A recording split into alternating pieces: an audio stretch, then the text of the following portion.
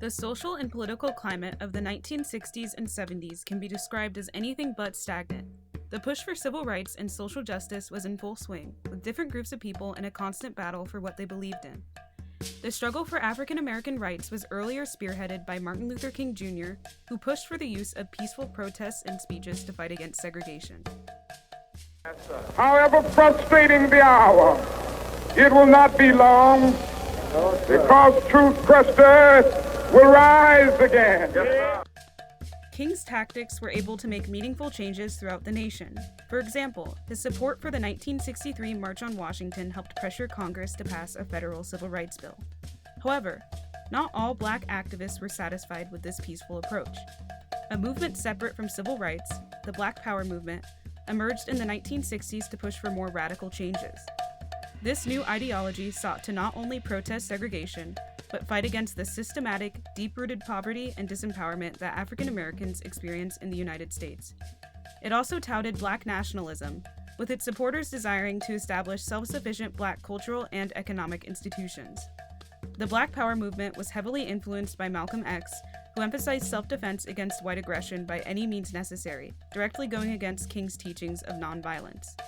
Taking after these ideals, many Black nationalist organizations began to form, such as the Nation of Islam and the Universal Negro Improvement Association. These groups emphasized racial pride and unity to resist oppression. Among these were the Black Panthers, who sought to distinguish themselves from other groups. The Panthers were founded in response to continued African American destitution and oppression, even in the face of civil rights legislation. Poor conditions in cities led to urban uprisings, which were often silenced by police violence. After the assassination of Malcolm X, Huey P. Newton and Bobby Seale founded the Black Panther Party for Self-Defense in 1966.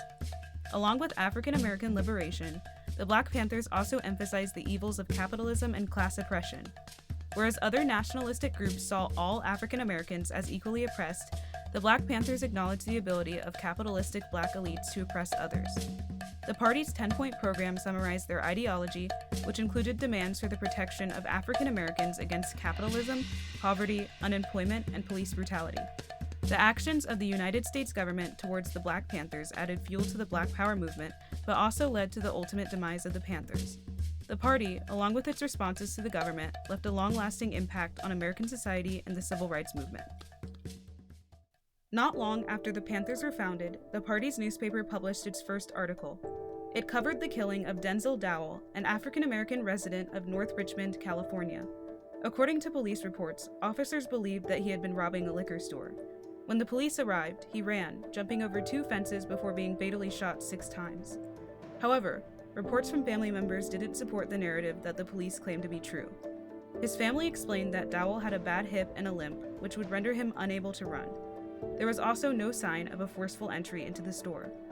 Many viewed this as an unjust murder of an unarmed Black man by the police, with no legal action taken against his murderer. This killing fueled the Black Power movement, and its covering by the Panthers helped bring attention to injustices committed by police. The newspaper was soon sold in several major cities across the United States, and even had a global readership. It focused on exposing inequities and rallying people to action. Some of the party's most radical actions came with their notion of self-defense for African Americans. Members could be seen armed, attempting to protect citizens from potential police violence. The party called for a general arming of all African Americans, and claimed that armed conflict was inevitable in the fight for Black liberation. An example of this principle is the party's guarding of Betty Shabazz, Malcolm X's widow. Eldridge Cleaver remarks on this in an interview. Why were the men who were with Malcolm X's widow armed? For her protection. For her protection? Did you feel that somebody was going to try to assassinate her? Maybe her life? Do you think her life was in danger? We don't feel that her life is in danger any more than any other Black person's life is in danger in America. On April 5, 1967, Oakland Republican Don Wolford introduced a bill intending to disarm the Panthers. The Panthers had been conducting armed controls around Oakland neighborhoods, protecting its residents from the abuses of the police. In the face of rising racial tensions, these patrols threatened the Oakland police and the continuation of white superiority. Wolford's bill, known as the Wolford Act, would prohibit citizens from openly carrying firearms in public spaces. This legislation was introduced only 6 weeks after the Panthers had an armed confrontation with San Francisco police. This act would, of course, not apply to law enforcement, giving them a leg up against the party. The introduction of the Mulford Act in April influenced the Black Panthers to conduct a march on the California State Capitol on May 2, 1967. 30 members of the Black Panthers marched up the steps of the Capitol building and entered carrying firearms, with Seal announcing, "The time has come for Black people to arm themselves against this terror before it is too late." The protest sent politicians into a panic. It led Governor Ronald Reagan to sign the Mulford Act on June 8, 1967. This act kickstarted a wave of anti-gun legislation, leading California to have some of the strictest gun laws in the nation. Even the NRA, or the National Rifle Association, supported gun control to keep African Americans from arming themselves.